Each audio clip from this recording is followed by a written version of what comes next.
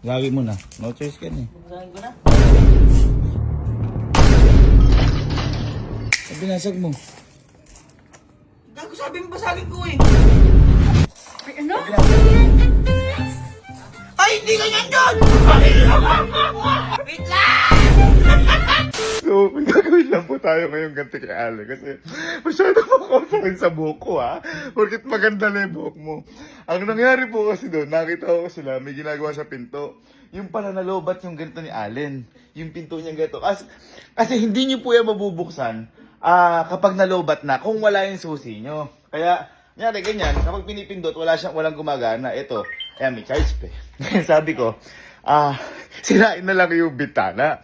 Kaso naalala niya na si mama yung may pagawa kasi ng bintana niya. Doon na pumasok yung doon na pumasok yung ano ko na hanapin ko kako muna yung susi.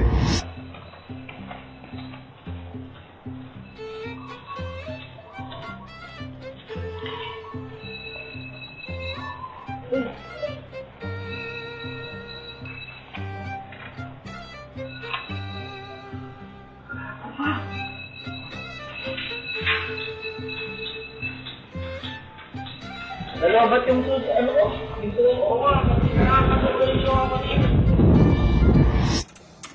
Kasi di mo tinitingnan ko.